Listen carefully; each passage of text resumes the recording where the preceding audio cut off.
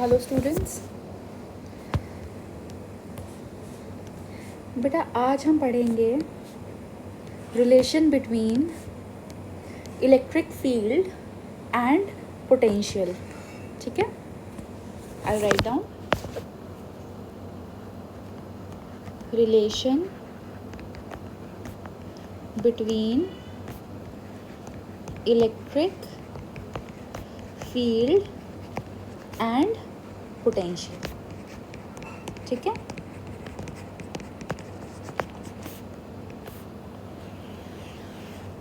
चलिए इसके रिलेशन को पढ़ने के लिए हम एक सोर्स चार्ज को अज्यूम करते हैं। There is a source charge.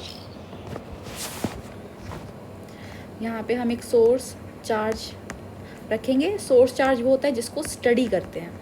ठीक है, इस सोर्स चार्ज को हम डिनोट करते हैं Q से, और ये यहाँ पे रखा हुआ है इस पोजीशन पे।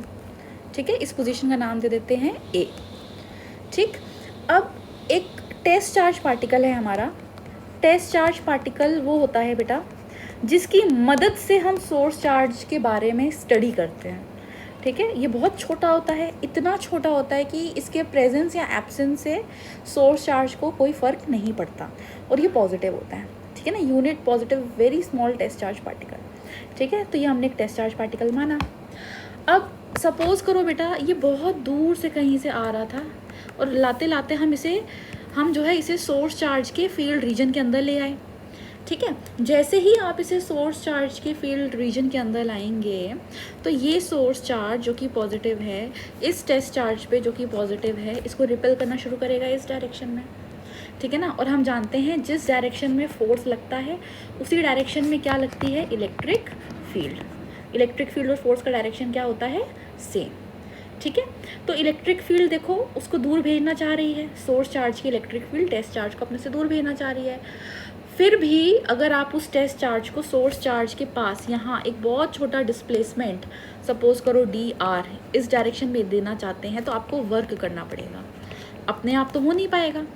ठीक है ना, तो सपोज करो हम इस टेस्ट चार्ज को इस पे जो है इलेक्ट्रिक फील्ड का ये हमने डायरेक्शन बनाया, this is the direction of electric field and also the direction of electrostatic force, ये दोनों का डायरेक्शन है। ठीक है, और इसके अपोजिट हमने इसको बहुत छोटा सा डिस्प्लेसमेंट देना है। फिगर में बड़ा दिखाया है बेटा पर असल में बहुत छोटा है, dr। ठीक है, तो उस केस में जो हमारा वर्क होगा, ठीक है ना, वो वर्क भी बहुत छोटा होगा। That work will be given by 11th class में हमने पढ़ा था ना कि वर्क होता है, work is given by force with the dot product of displacement, यही सिखाया था ना वर्क डन। तो हमारा वर्क डन इस केस में हो जाएगा फोर्स F डॉट dr। बेटा डॉट प्रोडक्ट जब हटाते हैं तो कॉज ऑफ एंगल आता है ना दोनों के बीच में, तो ये हो जाएगा F dr cause of angle between them theta. ये थीटा किसके किसके बीच का एंगल है, फोर्स और डिस्प्लेसमेंट का। ठीक है ना, फोर्स इस डायरेक्शन में है, डिस्प्लेसमेंट अपोजिट डायरेक्शन में है, तो थीटा कितना हो गया, 180 डिग्री। ठीक है, और कॉज 180 डिग्री की वैल्यू कितनी होती है, इट इज़ -1। ठीक है ना, तो कॉस थीटा यहाँ पे -1 डाल देंगे तो हमारे पास वर्क डन आ जाएगा dw is equals to -F/dr। ठीक है ना, लेकिन बेटा हम रिलेशनशिप जो है फोर्स और पोटेंशियल के बीच में नहीं निकाल रहे, हमें रिलेशन चाहिए इलेक्ट्रिक फील्ड और पोटेंशियल के बीच में। तो फोर्स की जगह इलेक्ट्रिक फील्ड कैसे आता है, using this formula, electric field is force पर acting per unit test charge particle. तो हम F की जगह इसको क्रॉस मल्टीप्लाई करके ऊपर ले आइए, तो हम F की जगह क्या डाल सकते हैं, Q0 इंटू E। ठीक है ना, तो हम F की वैल्यू यहाँ पे सब्स्टिट्यूट करते हैं, हमारे पास आ जाएगा dw is equals to minus F की जगह आ गया Q0 into E into dr। ठीक है, अब जब इस Q0 को LHS में लाएंगे तो ये कहाँ चला जाएगा, डिनोमिनेटर में, और ये बन जाएगा हमारा dw upon Q0 is equals to -E/dr। ठीक है ना, और बेटा work done per unit charge, per unit test charge particle, work done per unit test charge particle आपको मैंने पोटेंशियल के लेक्चर में सिखाया था, आप वीडियो देख सकते हैं। ये होता है किसके बराबर, work done per unit test charge particle होता है पोटेंशियल के बराबर। ठीक है ना, क्योंकि वर्क डन बहुत छोटा है dw, तो पोटेंशियल भी बहुत छोटा होगा dv। v stands for potential, और जब आगे डेरिवेटिव लगा देते हैं तो इसका मतलब होता है वेरी स्मॉल पोटेंशियल। ठीक है ना, चलिए तो हम इसकी वैल्यू सब्स्टिट्यूट कर देते हैं बेटा। हमारे पास, मैं डेरिवेशन बाकी यहाँ पे कर रही हूँ, ठीक है। इसके बाद यहाँ पे हमारे पास dw/q0 की जगह आ जाएगा dv is equals to minus E D R, dv/dr minus भी इधर ले आते हैं इज इक्वल्स टू ई। ये आ गया रिलेशनशिप, ठीक है ना। ये बेटा बहुत ही इम्पोर्टेंट रिलेशनशिप है, बिकॉज अगर मैं आपको बताऊँ तो इससे न्यूमेरिकल से लेके काफ़ी सारे कॉन्सेप्चुअल क्वेश्चन बनते हैं। इससे बहुत दो इम्पॉर्टेंट पॉइंट निकल के आते हैं, इस रिलेशन से दो बहुत इम्पॉर्टेंट पॉइंट निकल के आते हैं, ठीक है ना। तो पहला पॉइंट तो हमारा ये हमको दिखा रहा है कि जो हमारी इलेक्ट्रिक फील्ड है वो पोटेंशियल के इक्वल नहीं आई, ठीक है ना। हमारी इलेक्ट्रिक फील्ड किसके बराबर आई, dv/dr के। अभी मैं माइनस का मतलब नहीं बता रही हूँ आपको, माइनस का कॉन्सेप्चुअल मीनिंग है, अभी हम मैग्नीट्यूड देख रहे हैं तो माइनस नहीं लगा रहे। हमारी इलेक्ट्रिक फील्ड पोटेंशियल के बराबर नहीं आई, पोटेंशियल अपॉन डिस्प्लेसमेंट के बराबर आई है। बेटा मैं 9th क्लास में ही स्टूडेंट्स को सिखा देती हूँ और 11th में भी आपको बताया था, दो तरीके के टर्म्स होते हैं, एक होता है रेट और एक होता है ग्रेडियंट, ठीक है ना। ग्रेडियंट टर्म हमने 11th में जो है डायमेंशन चैप्टर में भी यूज़ करा है और फ्लूइड चैप्टर में भी यूज़ करा है। रेट का मतलब होता है किसी भी चीज़ का वेरिएशन टाइम के साथ, वेरिएशन विद टाइम, ठीक है ना। और ग्रेडियंट का मतलब होता है किसी भी चीज़ का वेरिएशन डिस्टेंस के साथ या फिर लेंथ के साथ, वेरिएशन विद डिस्टेंस और लेंथ, ठीक है ना। जैसे अगर मैं आपको एग्जांपल दूँ, अगर बोला जाए रेट चेंज ऑफ डिस्प्लेसमेंट तो आप डिस्प्लेसमेंट अपॉन टाइम कर देते हैं, रेट चेंज ऑफ फोर्स तो आप फोर्स अपॉन टाइम कर देते हैं, रेट चेंज ऑफ एनर्जी तो आप एनर्जी अपॉन टाइम कर देते हैं, रेट चेंज ऑफ वेलोसिटी तो आप वेलोसिटी अपॉन टाइम कर देते हैं। तो किसी भी चीज़ का अगर रेट चेंज निकालते हैं तो हम उसको टाइम से डिवाइड कर देते हैं। इसी तरीके से अगर हम किसी भी चीज़ का ग्रेडियंट निकालते हैं तो हम उसको लेंथ या डिस्टेंस से डिवाइड कर देते हैं। जैसे सपोज हमारे पास है फोर्स ग्रेडियंट तो ये हो जाएगा फोर्स अपॉन एक्स, अगर हमारे पास है एनर्जी ग्रेडियंट तो ये हो जाएगा एनर्जी अपॉन एक्स, अगर हमारे पास है अगर हमारे पास है वेलोसिटी ग्रेडियंट तो ये हो जाएगा वेलोसिटी अपॉन एक्स, जहाँ पे एक्स क्या है, डिस्टेंस या फिर लेंथ, ये ग्रेडियंट का मतलब होता है। तो बेटा अगर आप यहाँ पे देखिए, v का मतलब होता है पोटेंशियल, आप इसको डिवाइड कर रहे हैं r यानी कि डिस्टेंस से, तो ये हमारा क्या है, पोटेंशियल ग्रेडियंट।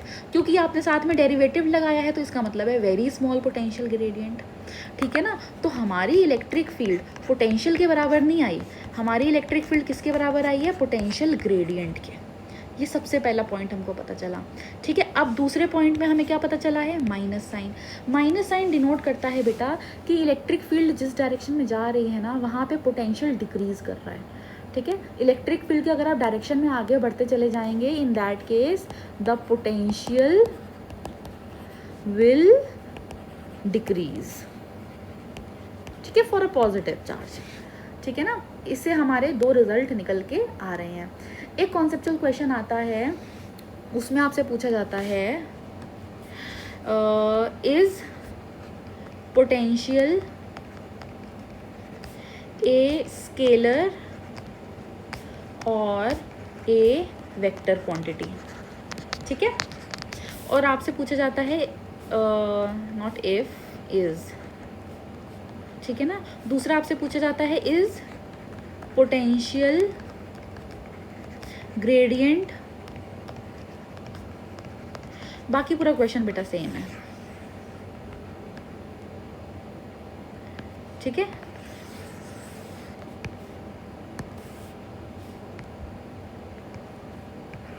इस पोटेंशियल ग्रेडियंट स्केलर और अ वेक्टर क्वांटिटी। तो ये क्वेश्चन नंबर 1 और ये क्वेश्चन नंबर 2, ये दोनों क्वेश्चन बेटा सेम है बिल्कुल, ये दोनों क्वेश्चन बिल्कुल एक जैसे लग रहे हैं लेकिन दोनों का आंसर बिल्कुल अलग है। देखो बेटा, पोटेंशियल होता है work upon test charge particle, क्योंकि वर्क स्केलर है इसलिए हमारा पोटेंशियल भी स्केलर है। ठीक है, मैं फिर से रिपीट कर रही हूँ बेटा, पोटेंशियल हमारा होता है वर्क अपॉन चार्ज, क्योंकि हमारा वर्क स्केलर है इसलिए हमारा पोटेंशियल भी क्या है, स्केलर क्वांटिटी। ठीक है, answer complete. Potential is a scalar quantity. Since work is a scalar quantity then using this formula आप लिख सकते हैं। ठीक है, दूसरा क्वेश्चन, पोटेंशियल ग्रेडियंट क्या है, तो आप पोटेंशियल ग्रेडियंट का फॉर्मूला लिखिए। बेटा पोटेंशियल ग्रेडियंट का मैग्नीट्यूड आपने निकाला है ना, किसके बराबर आता है, इलेक्ट्रिक फील्ड के। इलेक्ट्रिक फील्ड वेक्टर है तो पोटेंशियल ग्रेडियंट भी वेक्टर है। ठीक है, since electric field is a vector quantity therefore this potential gradient is also a vector quantity। ठीक है, तो स्टूडेंट्स को इसमें बहुत कंफ्यूजन रहती है, पोटेंशियल स्केलर है लेकिन पोटेंशियल ग्रेडियंट एक वेक्टर क्वांटिटी है। ठीक है ना, तो आप फॉर्मूला से बता सकते हैं। अच्छा, अब एक कॉन्सेप्चुअल क्वेश्चन ऐसा आता है बेटा कि सपोज करो आपको यहाँ पे एक पॉजिटिव चार्ज दे दिया मान लो। ठीक है, they have given you a positive charge.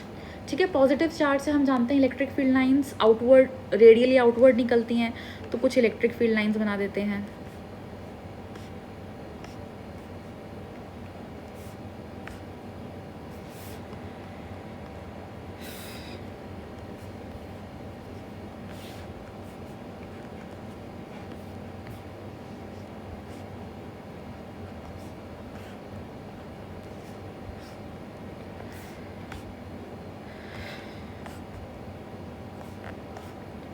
और यहाँ पे बेटा आपको 2 पॉइंट्स दिए जाएंगे। सपोज करो ये है पॉइंट ए और ये है आपका पॉइंट बी, आपको 2 पॉइंट्स दिए गए। अब आपसे पूछा गया है क्वेश्चन में कि आप बताइए कि क्या ट्रू है, व्हाट इज ट्रू।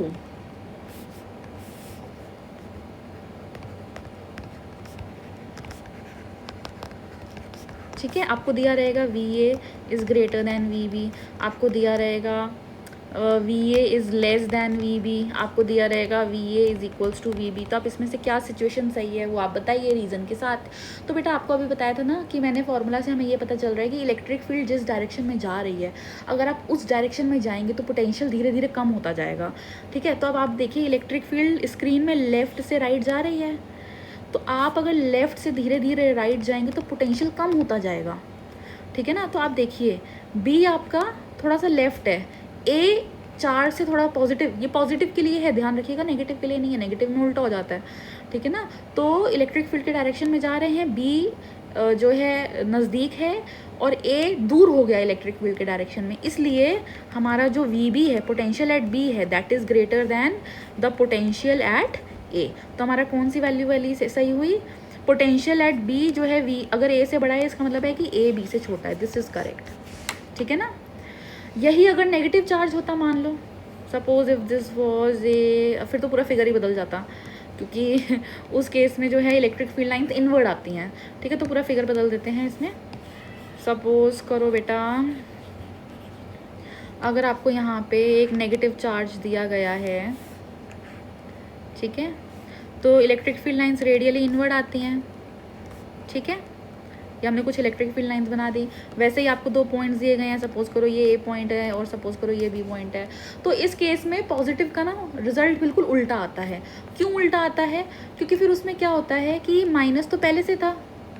ठीक है, और नेगेटिव चार्ज का पोटेंशियल भी नेगेटिव होता है, तो माइनस माइनस मिलके क्या बना देता है, पॉजिटिव, तो रिजल्ट हमारा बिल्कुल पलट जाता है। तो इस केस में हम अगर क्या कहते हैं दूर जाएंगे ना, तो जो है हमारा पोटेंशियल धीरे धीरे इंक्रीज़ करेगा। ठीक है, इस केस में जो हमारा VA है it is less than VB। ठीक है,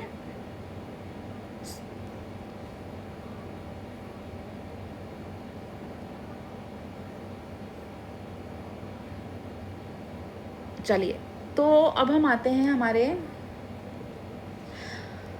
अगले टॉपिक पे, और वो है इक्विपोटेंशियल सरफेसेस।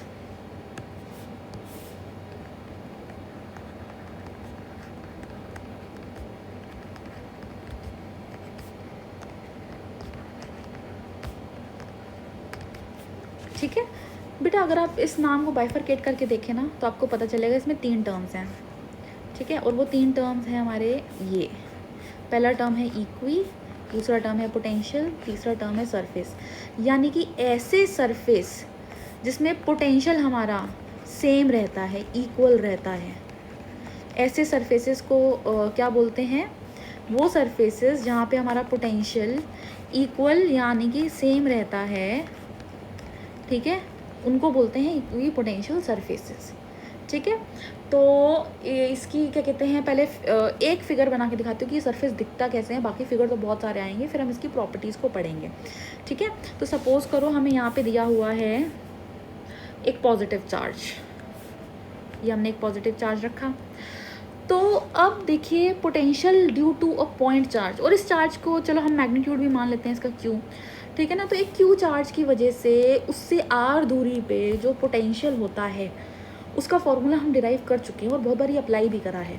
उस पोटेंशियल का फॉर्मूला होता है 1/4 pi epsilon naught q by r, ठीक है ना। तो अगर आप इस क्यू चार्ज से आर डिस्टेंस दूर जाते हैं तो सॉल्व करने के बाद पोटेंशियल वी ही आएगा, चाहे आप किसी भी डायरेक्शन में जाएं।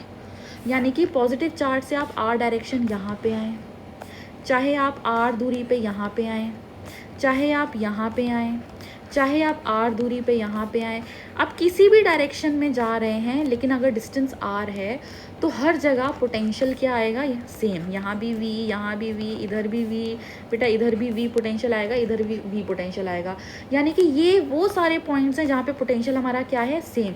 अब आप इन सारे पॉइंट्स को अगर ज्वाइन करेंगे तो आपको क्या मिलेगा? स्फीयर। करेक्ट। स्क्रीन में आपको सर्कल दिख रहा है क्योंकि हम स्क्रीन पे 3 डायमेंशनल फिगर नहीं बना सकते, पर असल में ये स्फीयर होता है, ठीक है ना। तो अब अभी आपने देखा कि एक सिंगल पॉइंट चार्ज की वजह से जो इक्वी पोटेंशियल सरफेस होता है वो कैसा होता है? स्फेरिकल, ठीक है। चाहे आप कितने स्फीयर बनाएं, ठीक है, इस स्फीयर के हर पॉइंट पे, इस पॉइंट पे, इस पॉइंट पे, इस पॉइंट पे और इस पॉइंट पे पोटेंशियल क्या है? सेम। इसलिए हम इस सरफेस को बोल सकते हैं it is an equi potential surface, ठीक है ना। और ज़रूरी नहीं था कि हम इससे बस इतनी दूरी पे ही बनाएंगे, आप ज़्यादा दूरी पे बनाना चाहते हैं तो ज़्यादा दूरी पे बना दीजिए। ये लीजिए, हमने एक बड़ा स्फीयर बना दिया। बस पॉजिटिव से हर पॉइंट का डिस्टेंस क्या होना चाहिए? सेम, ठीक है ना। अगर डिस्टेंस सेम है इस क्यू चार्ज से तो इसके हर पॉइंट पे भी पोटेंशियल क्या होगा?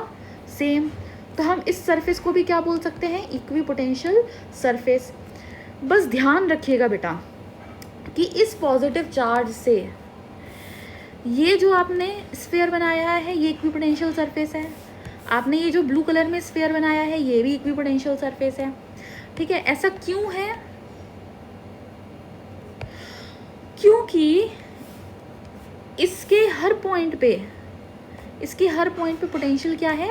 सेम। हर जगह, चाहे आप यहाँ आ जाइए तो भी वी आएगा, यहाँ आ जाइए तो भी वी आएगा, इसलिए ये एक इक्वी पोटेंशियल सरफेस है, ठीक है। इसी तरीके से ये जो बड़ा वाला स्फीयर बनाया है इसके भी हर पॉइंट पे पोटेंशियल सेम है। अगर यहाँ वी डैश है तो यहाँ भी वी डैश होगा, इस पॉइंट पे भी वी डैश होगा, इस पॉइंट पे भी वी डैश होगा, इस पॉइंट पे भी वी डैश होगा, क्योंकि हर पॉइंट की दूरी क्या है? सेम। हर पॉइंट की बेटा दूरी चार्ज पार्टिकल से बिल्कुल सेम है, तो हर जगह पोटेंशियल क्या आएगा? सेम।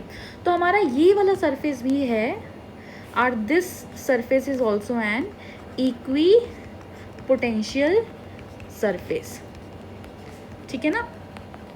बस स्टूडेंट्स को ना एक जगह कन्फ्यूजन रहती है, उनको कन्फ्यूजन ये रहता है कि दो इक्वी पोटेंशियल सरफेसेस का पोटेंशियल भी सेम होता है। बेटा आपको कंफ्यूज नहीं होना है, ठीक है। मैं ये कह रही हूँ कि एक इक्वी पोटेंशियल सरफेस के हर पॉइंट पे पोटेंशियल सेम है, यानी कि इस स्फीयर के किसी भी पॉइंट पे चले जाओ पोटेंशियल वी आएगा, इसी तरीके से इस स्फीयर के किसी भी पॉइंट पे चले जाओ पोटेंशियल सेम आएगा।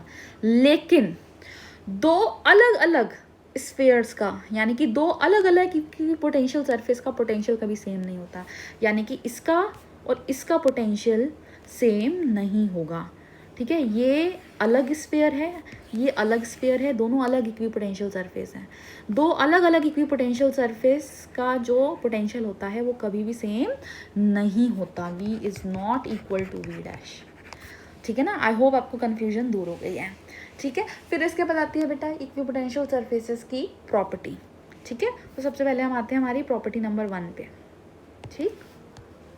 सो our property number 1, property number 1 ये कहती है बेटा, इसके मैं आपको नोट्स प्रोवाइड करूँगी, तो मैं स्क्रीन पे लिख नहीं रही हूँ, आपको सिर्फ समझा रही हूँ। हमारी सबसे पहली प्रॉपर्टी ये कहती है कि इक्वी पोटेंशियल सरफेस पे अगर हम किसी चार्ज पार्टिकल को मूव करना चाहते हैं तो हमें बिल्कुल भी वर्क नहीं करना पड़ता। ठीक है, इसका मतलब क्या है, देखिए अलग से फिगर बना लेते हैं। अगर मेरे पास ये एक पॉजिटिव चार्ज है, it can be positive negative any charge और it can be a combination of charges also, तो मैं आपको उनके सरफेसेस बना के दिखाऊंगी अभी थोड़ी देर में। पहले हम प्रॉपर्टी पढ़ते हैं। अभी हम अज्यूम करें कि हमारे पास एक पॉजिटिव चार्ज है, ठीक है, तो इसका इक्विपोटेंशियल सरफेस कैसा होता है, स्फेरिकल। अभी हमने समझा, तो ये इसका इक्विपोटेंशियल सरफेस हो गया। तो मैं आपसे कह रही हूँ कि अगर मेरे पास कोई एक चार्ज पार्टिकल है, सपोज करो क्यू डैश, ठीक है, इसको तो हमने क्यू मान लिया। तो अगर मेरे पास कोई चार्ज पार्टिकल है क्यू डैश जो यहाँ पे रखा हुआ है इस पोजीशन पे, ठीक है, और अगर मैं इसको उठा के, अगर मैं उसको यहाँ से सपोज मूव करके यहाँ लेके आना चाहती हूँ इस पॉइंट पे, पहले पॉइंट ए पे था, फिर पॉइंट बी पे आ गया, करेक्ट। तो पहले ये Q dash charge particle A पे रखा हुआ था यहाँ पे, फिर मैं उठा के इसको बी पे ले आई यहाँ पे, तो हमें बिल्कुल भी वर्क नहीं करना पड़ेगा। ठीक है, इसका ये प्रॉपर्टी नंबर 1 है। इसका प्रूफ पूछा जाता है कि ऐसा क्यों होता है, एक्सप्लेन करिए, जस्टिफाई करिए।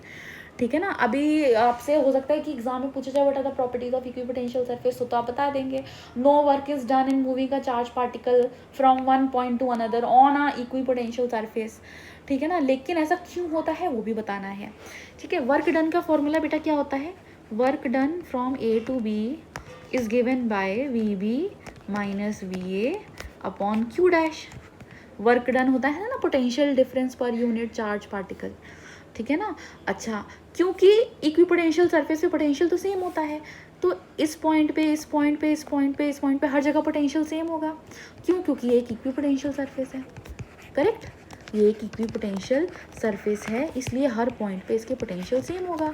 अगर हर पॉइंट पे पोटेंशियल सेम है तो इसका मतलब है कि ए का पोटेंशियल और बी का पोटेंशियल भी सेम है। सेम होने की वजह से वी बी और वी ए कट के कितना आ जाएगा, 0। तो यही तो हम बोल रहे हैं कि वर्क डन कितना है, 0। अगर हम एक इक्विपोटेंशियल सरफेस पे किसी चार्ज पार्टिकल क्यू डैश को एक पॉइंट से दूसरे पॉइंट, दूसरे से तीसरे, तीसरे से चौथे पॉइंट, आप यहाँ किसी भी पॉइंट पे मूव कर दीजिए, आपको वर्क करने की ज़रूरत नहीं है, वर्क डन कितना आ जाएगा, 0। ये इसका प्रूफ है, ठीक है ना। तो इसी तरीके से हमारी जो दूसरी प्रॉपर्टी है वो ये है कि जो हमारे इक्विपोटेंशियल सरफेसेस होते हैं ना बेटा, ये कभी भी इंटरसेक्ट नहीं करते। कभी भी इंटरसेक्ट नहीं करने का मतलब है कि आप देख सकते हैं यहाँ पे हमने एक इक्विपोटेंशियल सरफेस बनाया है ना, ठीक है, तो हम दूसरा एक इक्विपोटेंशियल सरफेस बनाते हैं ब्लू कलर से, ये हमने दूसरा इक्विपोटेंशियल सरफेस बनाया। ये कभी भी इंटरसेक्ट नहीं करते का मतलब है ये कभी भी ऐसे एक दूसरे को कट नहीं करेंगे। Two equipotential surfaces can never cut each other. ये देखो, ये दो जगह पे कट कर रहा है, एक इस पॉइंट पे इंटरसेक्ट कर रहा है और एक इस पॉइंट पे इंटरसेक्ट कर रहा है। दो इक्विपोटेंशियल सरफेस कभी इंटरसेक्ट कर ही नहीं सकते। नहीं तो क्या होगा, नहीं तो ये होगा बेटा, ये देखो, इसको मूव करते हैं, चलो पिछले वाले फिगर में बता देती हूँ। अगर ये इक्विपोटेंशियल सरफेस बेटा कट करता, सपोज ये ऐसे अगर कट करता, ठीक है ना, तो इसका मतलब पता है क्या होता, इसका मतलब होता कि इस पॉइंट पे पोटेंशियल कितना है, v, यानी कि इस सरफेस का पोटेंशियल भी v और इस सरफेस का पोटेंशियल भी v। और अभी मैंने आपको क्या बताया था कि दो इक्विपोटेंशियल सरफेसेस का पोटेंशियल कभी भी सेम नहीं होता, और इंटरसेक्ट कर रहा है, इसका मतलब इस पॉइंट पे दोनों का पोटेंशियल v क्या आ गया, same, which is not possible. तो इसका रीज़न यही है कि कभी भी इक्विपोटेंशियल सरफेसेस एक दूसरे को इंटरसेक्ट नहीं करते, नहीं तो जो पॉइंट ऑफ इंटरसेक्शन है वहाँ पे दोनों का पोटेंशियल सेम आ जाएगा, विच इज़ नॉट पॉसिबल। दो अलग अलग इक्विपोटेंशियल सरफेसेस का पोटेंशियल कभी भी सेम नहीं होता, ठीक है। अच्छा, अब आती है बात प्रॉपर्टी नंबर 3 की। तो प्रॉपर्टी नंबर 3 हमारी ये कहती है कि जो इलेक्ट्रिक फील्ड लाइंस है ना, वो हमेशा इक्विपोटेंशियल सरफेस के परपेंडिकुलर होता है, ठीक है ना। इसको मैं आपको एक्सप्लेन करती हूँ, समझिएगा ध्यान से। ये जो हमारा पॉजिटिव टेस्ट चार्ज पार्टिकल है, इससे जो भी इलेक्ट्रिक फील्ड लाइन निकलेगी, ये जो इलेक्ट्रिक फील्ड लाइन इस तरीके से निकल रही है, they will always be perpendicular to the equipotential surface. ये देखो, ये 90 डिग्री बना रहे हैं ना, ये हमेशा 90 डिग्री पे निकलेंगे, ये हमारा सरफेस है, ये हमारी इलेक्ट्रिक फील्ड निकली 90 डिग्री पे, यहाँ से इलेक्ट्रिक फील्ड निकली, ये हमारा सरफेस है, सरफेस पे टेंजेंट, ये 90 डिग्री का एंगल हुआ, ठीक है ना। तो हमेशा जो है electric field line equipotential surface के जो होती है वो परपेंडिकुलर होती है, ठीक है ना, 90 डिग्री का एंगल बना के निकलती है। अगर मैं इलेक्ट्रिक फील्ड लाइन ऐसे निकाल दूँ, इस तरीके से ए ऐसे निकाल दी, तो ये फिगर गलत हो जाएगा, this is the wrong way. क्यों? क्योंकि आप देख सकते हो बेटा, सरफेस ऐसा है और इलेक्ट्रिक फील्ड ऐसे टेढ़ी निकली है। मैं फिर से बनाती हूँ जूम करके, देखो सरफेस ऐसा है और इलेक्ट्रिक फील्ड ऐसे निकली है, ठीक है ना। तो ये एक ऑब्ट्यूज एंगल दिख रहा है आपको, करेक्ट। तो दिस इज़ नॉट पॉसिबल, ठीक है। ये कैसे निकलेंगी, ये गलत तरीका है। अगर इसको निकलना है तो इसको ऐसे निकलना पड़ेगा सीधा, ताकि ये 90 डिग्री का एंगल बनाए, ये ऐसे और ये ऐसे, ठीक है। तो ये हमारी थी प्रॉपर्टी नंबर 3। तो आई होप आपको जो है इक्विपोटेंशियल सरफेस और उसकी प्रॉपर्टी समझ में आई है। अगली क्लास में हम अलग अलग सिस्टम ऑफ चार्जेस के लिए इक्विपोटेंशियल सरफेसेस बनाएंगे।